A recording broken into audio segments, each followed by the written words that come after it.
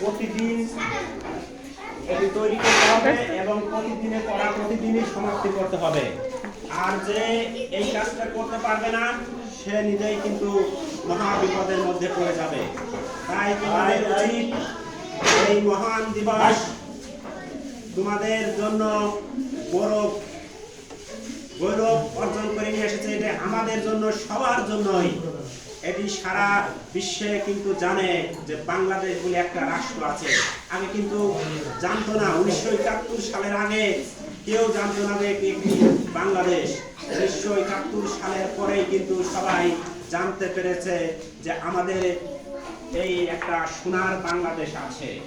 এই সোনার বাংলাদেশের সোনার মানুষ হতে হলে, সর্বপ্রথম সোনার মানুষ হতে হলে তোমাদের লেখাপড়া বিদ্যা বুদ্ধি ছাড়া কিছুই হবে না।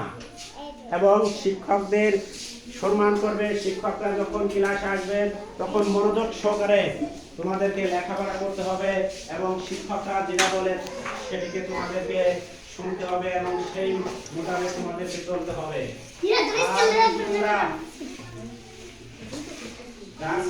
তোমরা যদি তোমাদের ভাবে যদি চলাফেরা করো, তোমাদের ভবিষ্যৎ কিন্তু অন্ধকারে ডুবে যাবে। তোমরা যেমন দেখতে পেয়েছো ক্ষেত খামারে কত কষ্ট করে তোমার বাপ মা পিতা মাতা কত কষ্ট পরিশ্রম করে তোমাদেরকে স্কুলে পাঠিয়েছে, তোমাদেরকে স্কুল ড্রেস বানিয়ে দিচ্ছে, তোমাদেরকে বই খাতা এটি কিনে দিচ্ছে। এটি কিন্তু তোমাদের পিতা মাতা অনেক কষ্ট করে এই টাকাটা কিন্তু তোমাদের পিছনে ব্যয় করছে।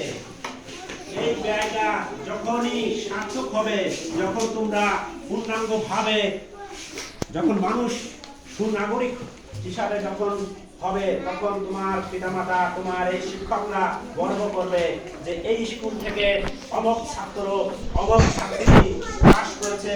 আর সে বিশ্ববিদ্যালয়, ঢাকা বিশ্ববিদ্যালয়, জাহাঙ্গীরনগর বিশ্ববিদ্যালয়, বিভিন্ন ভার্সিটিতে যখন লেখাপড়া করবে, তখন তোমাদের পিতামাতা, তোমাদের এই শিক্ষকরা দেখবা চারিদিকে মহল্লায় গ্রামে তখন আলোচনা করবে যে আমার শিক্ষক ছাত্র ছিল, এর আদর্শটা খুব ভালো ছিল, এ খুব সুন্দর লেখাপড়া করতো।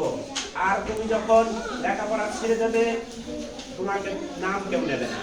তোমার বাড়ির ভিতর তোমার চাচতো ভাই, চাচতো বোন, তোমার পিতা মাতাই তোমাকে কিন্তু দেখতে পারবে না, বলবে একটা ময়লা মনে করবে। আর যখন তুমি ভালো স্টুডেন্ট হবে, তুমি যখন চাকরি বাকরি করবে, তখন সবাই সম্মান করবে।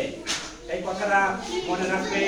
আর তোমাদের বিশেষ বিশেষ কিছু দিবস আছে, যেমন শ্রমিক দিবস, যেমন বিজয় দিবস, মহান 21শে ফেব্রুয়ারি। এসব দিবসে যেসব শহীদরা রক্ত দিয়ে শহীদ হয়েছে তাদের প্রতি সম্মান করবে।